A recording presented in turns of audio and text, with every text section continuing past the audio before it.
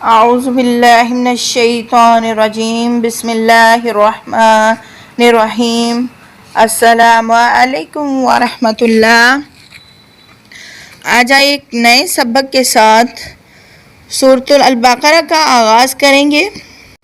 الف لام میم ذالک الکتاب لا ریب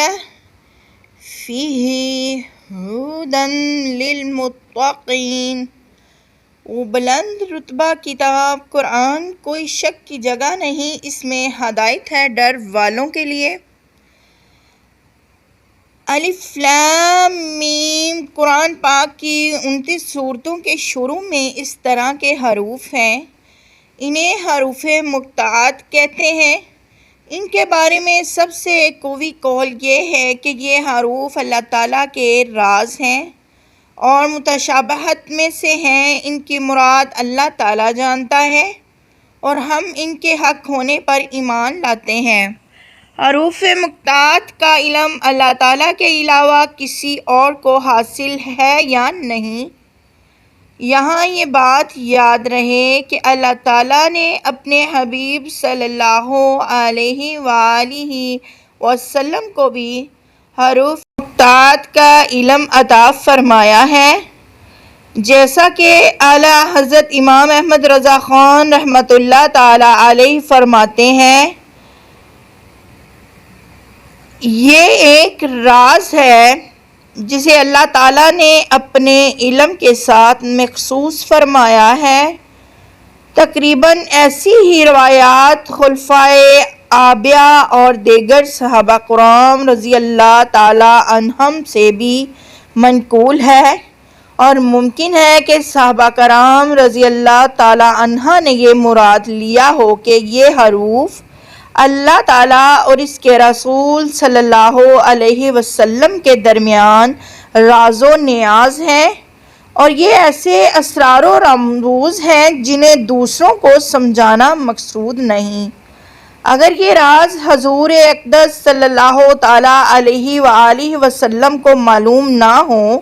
تو پھر غیر مفید کلام سے خطاب کرنا لازم آئے گا، اور یہ بید ہے۔ اور حضور صلی اللہ علیہ وسلم کو اپنے علم سے حضرت کرام نے فرمایا، یعنی مقطعات کا علم صرف اللہ تعالیٰ اور اس کے رسول کو حاصل ہے۔ حضرت ابوبکر صدیق رضی اللہ تعالیٰ عنہ نے فرمایا، ہر کتاب کے راز ہوتے ہیں، اور قرآن مجید کے راز سورتوں کی ابتدا میں آنے والے حروف ہیں۔ یہ حروف اللہ تعالیٰ کے اسرار ہیں، تو ان کا کھوج نہ لگاؤ، کیوں نہ کہ رسول اللہ صلی اللہ علیہ وسلم کے بعد ان کی معرفت آپ صلی اللہ علیہ وسلم کے علوم کے وارث اولیاء کرام کو ہے۔ انہیں اسی بارگاہ سے ان اسرار کی معرفت حاصل ہوتی ہے، اور کبھی یہ حروف خود انہیں اپنا معنی بتا دیتے ہیں، جیسے نبی کریم صلی اللہ تعالیٰ علیہ وسلم کے ہاتھوں میں کنکریوں نے تسبیح کے ذریعے کلام کیا، اور گو ہر ہرن حضور اقدس صلی اللہ تعالیٰ علیہ وآلہ وسلم سے ہم کلام ہوئے، جیسا کہ ہمارے آباء و اجداد یعنی اہل بیت رضی اللہ عنہ تعالیٰ سے یہ بات حروف مقطعات کا علم ہونا صحت سے ثابت ہے۔ بلکہ جب کوئی بندہ قرب نوافل کے درخت کا پھل چنتا ہے تو وہ ان حروف کو اور اس کے علاوہ کے علم کو اللہ تعالیٰ کے علم کے ذریعے جان لیتا ہے۔ اور جہاں تک اس بات کا تعلق ہے کہ بعض علماء نے یہ کہا ہے کہ اگر ان کا کوئی مفہوم نہ ہو تو ان کے ساتھ خطاب محمل خطاب کی طرح ہوگا۔ یہ بات ہی محمل ہے، اگرچہ اسے کہنے والا کوئی بھی ہو، کیونکہ اگر تمام لوگوں کو سمجھانا مقصود ہو، یہ اہم تسلیم نہیں کرتے، اور اگر صرف ان حروف کے مخاطب کو سمجھانا مقصود ہو اور وہ یہاں رسول اللہ صلی اللہ علیہ وسلم ہیں، تو اس میں کوئی مومن شک نہیں کر سکتا کہ سرکار دو عالم صلی اللہ علیہ وسلم ان کا معنی جانتے ہیں، اور اگر اس سے بعد لوگوں کو سمجھانا مقصود ہے تو ارباب ذوق کو ان کی معرفت حاصل ہے، اور وہ الحمدللہ امت محمدیہ میں کثیر ہے، اور ہم جیسوں کا ان کی مراد نہ جاننا نقصان دہ نہیں، کیوں نہ کہ ہم تو ان بہت سے افعال کی حکمت بھی نہیں جانتے جن کے ہم مخالف ہیں، جیسے لا ریب، کوئی شک نہیں۔ آیت کے اس حصے میں قرآن مجید کا ایک وصف بیان کیا گیا کہ یہ ایسی بلند شان اور عظمت و شرف والی کتاب ہے جس میں کسی طرح کے شک و شبہ کی کوئی گنجائش نہیں، کیونکہ شک اس چیز میں ہوتا ہے جس کی حقانیت پر کوئی دلیل نہ ہو،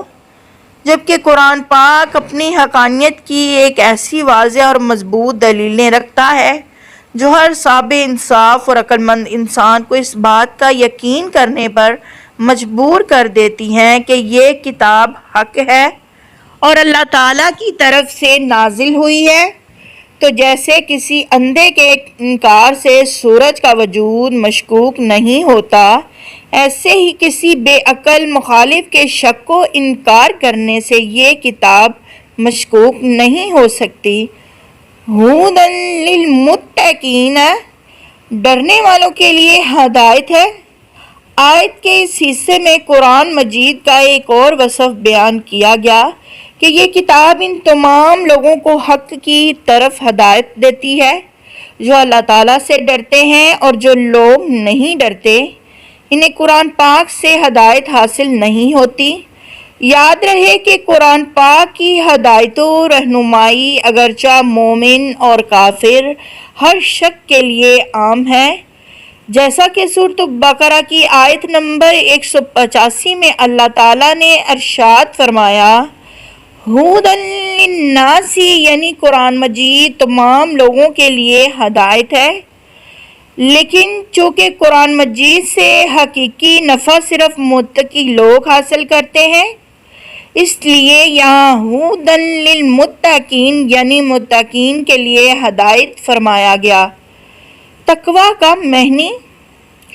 تقویٰ کا معنی ہے نفس کو خوف کی چیز سے بچانا، اور شریعت کی اصطلاحات میں تقویٰ کا معنی یہ ہے کہ نفس کو ہر اس کام سے بچانا جسے کرنے یا نہ کرنے سے کوئی شخص عذاب کا مستحق ہو، جیسے کفر و شرک، کبیرہ گناہ، بے حیائی کے کاموں سے اپنے آپ کو بچانا، حرام چیزوں کو چھوڑ دینا اور فرائض کو ادا کرنا وغیرہ۔ اور بزرگان دین نے یوں بھی فرمایا ہے کہ تقویٰ یہ ہے کہ تیرا خدا تجھے وہاں نہ پائے جہاں اس نے منع فرمایا ہے۔ تقویٰ کے فضائل، قرآن مجید اور احادیث میں تقویٰ حاصل کرنے اور متقی بننے کی ترغیب اور فضائل بکثرت بیان کیے گئے ہیں۔ چنانچہ اللہ تعالیٰ نے ارشاد فرمایا، یا ایھا الذین آمنوا اتقوا اللہ حق تقاتہ ولا تموتن الا وانتم مسلمون۔ العمران کی آیت نمبر 106 میں کنز، اے ایمان والو، اللہ سے ڈرو جیسا اس سے ڈرنے کا حق ہے، اور ضرور تمہیں موت صرف اسلام کی حالت میں آئے۔ اور ارشاد فرمایا، یا ایھا الذین آمنوا اتقوا اللہ وقولوا قولا سدیدا یصلح لکم اعمالکم ویغفر لکم ذنوبکم ومن یطع اللہ ورسولہ فقد فاز فوزا عظیما۔ اے ایمان والو، اللہ سے ڈرو اور سیدھی بات کہا کرو، اللہ تمہارے اعمال تمہارے لیے سنوار دے گا اور تمہارے گناہ بخش دے گا، اور جو اللہ اور اس کے رسول کی فرما برداری کرے اس نے بڑی کامیابی پائی۔ رسول کریم صلی اللہ علیہ وسلم نے ارشاد فرمایا، کوئی بندہ اس وقت تک منتقین میں شمار نہیں ہوگا جب تک کہ وہ نقصان نہ دینے والی چیز کو کسی دوسری نقصان والی چیز کے ڈر سے نہ چھوڑ دے۔ حضرت ابو سعید رضی اللہ تعالی عنہ سے روایت ہے، نبی رسول اللہ صلی اللہ علیہ وسلم نے ارشاد فرمایا، تمہارا رب عزوجل ایک ہے، تمہارا باپ ایک ہے، اور کسی عربی کو اجمی پر فضیلت نہیں ہے، نہ اجمی کو عربی پر فضیلت ہے، نہ گورے کو کالے پر فضیلت ہے، نہ کالے کو گورے پر فضیلت ہے، مگر صرف تقوی سے۔ حضور پر نور صلی اللہ علیہ وسلم نے ارشاد فرمایا، تمہارا رب عزوجل ارشاد فرماتا ہے، اس بات کا مستحق میں ہی ہوں کہ مجھ سے ڈرا جائے، اور مجھ سے ڈرے گا تو میری شان یہ ہے کہ میں اسے بخش دوں گا۔ تقوی کے مراتب۔ علماء نے تقوی کے مختلف مراتب بیان فرمائے ہیں، جیسے عام لوگوں کا تقوی ایمان لا کر کفر سے بچنا ہے، متوسط لوگوں کا تقوی احکامات کی پیروی کرنا اور ممنوعات سے رکنا ہے، اور خاص لوگوں کا تقوی ہر ایسی چیز کو چھوڑ دینا ہے جو اللہ تعالیٰ سے غافل کرے۔ اور حضور کریم صلی اللہ علیہ وسلم نے فرمایا، تقوی کی 7 قسمیں ہیں: کفر سے بچنا، بد مذہبی سے بچنا، کبیرہ گناہ سے بچنا، صغیرہ گناہ سے بچنا، شبہات سے پرہیز کرنا، نفسانی خواہشات سے بچنا، اللہ تعالیٰ سے دور لے جانے والی ہر چیز کی طرف توجہ کرنے سے بچنا۔ قرآن عظیم ان 7 مرتبوں کی طرف ہدایت دینے والا ہے۔ اللہ تعالیٰ ہمیں متقی اور پرہیزگار بننے کی توفیق عطا فرمائے، آمین۔